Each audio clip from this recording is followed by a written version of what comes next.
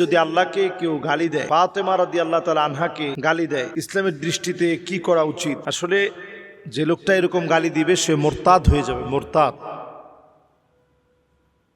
মুরতাদের শরিয়া অনুযায়ী তার বিচার হচ্ছে ফালিয়াকতুলহু, তাকে যেন মৃত্যুদণ্ড দেওয়া হয়।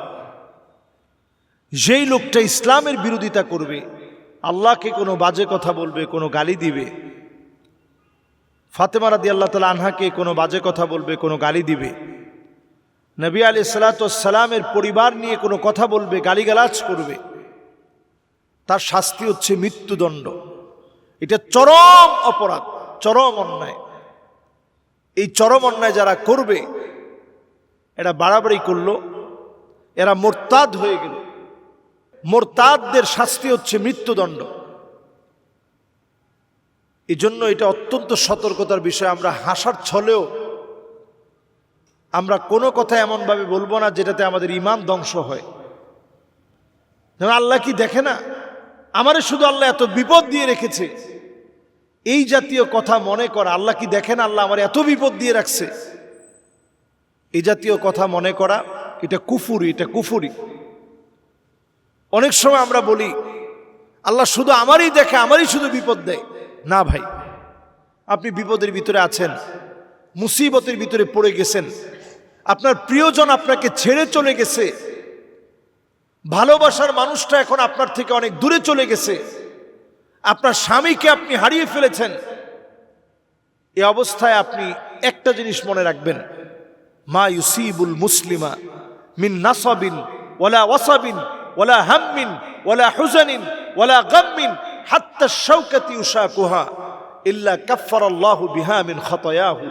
আপনি যখন বিপদে পড়ে যান, মুসিবতে পড়ে যান, ক্ষতি যখন আপনাকে পেয়ে বসে, চারদিক যখন আপনার জন্য অন্ধকার হয়ে যায়, ওই অবস্থায় আপনি মনে করবেন আল্লাহ রাব্বুল আলামিন আপনার এই শব্দটা যখন ভিতর থেকে কত কষ্টে আছি, আহারে কত কষ্ট আমার, কত যন্ত্রণা আমার, এই যে শব্দটা আপনার ভিতর থেকে উচ্চারণ হচ্ছে, এর দ্বারা আল্লাহ রাব্বুল আলামিন শুধু আপনার গুনাহ মাফ করছেন না, হাত্তা শাওকাতি ইউশাকুহা, একটা কাঁটাও যদি আপনার শরীরের ভিতরে বিঁধে যায়, আল্লাহ তাআলা এর কারণে আপনার গুনাহ খাতাগুলো মাফ করে দিবে। সুবহানাল্লাহ বিহামদিহি।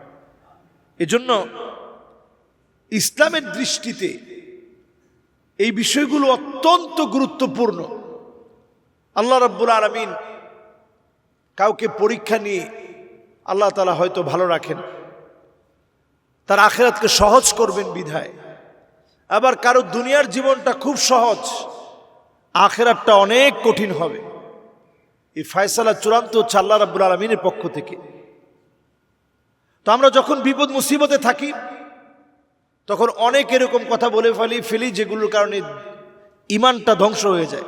অনেকে হতাশায় পড়ে নাস্তিকতাকে পোষণ করে, যেমন এই জাতীয় কথা যারা বলে, হতাশায় পড়ে নিজের আখের গোছানোর জন্যে জার্মানিতে চলে যাবে অথবা গ্রিসে চলে যাবে, ওয়ার্ল্ডের বিভিন্ন দেশে যাবে এই সুযোগ সুবিধা পাওয়ার জন্যে।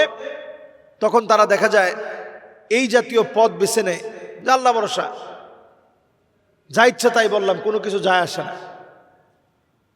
মাআযাল্লাহ, ঈমান বিধ্বংসী সকল কথা কত ভয়াবহ।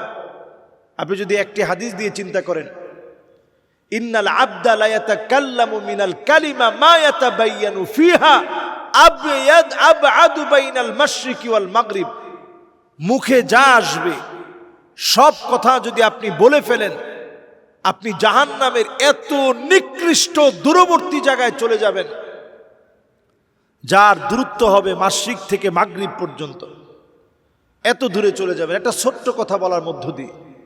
এই জন্য যারা এই জাতীয় কথা বলেন, আল্লাহর ব্যাপারে অহেতুক গালমন্দ করেন, আম্মা জানদের ব্যাপারে গালমন্দ করেন, এরা মুরতাদ, এদের শাস্তি হচ্ছে মৃত্যুদণ্ড। যদি আমাদের দেশে শরিয়ার আইন এস্টাবলিশড হয়, এদের শাস্তি হবে মৃত্যুদণ্ড।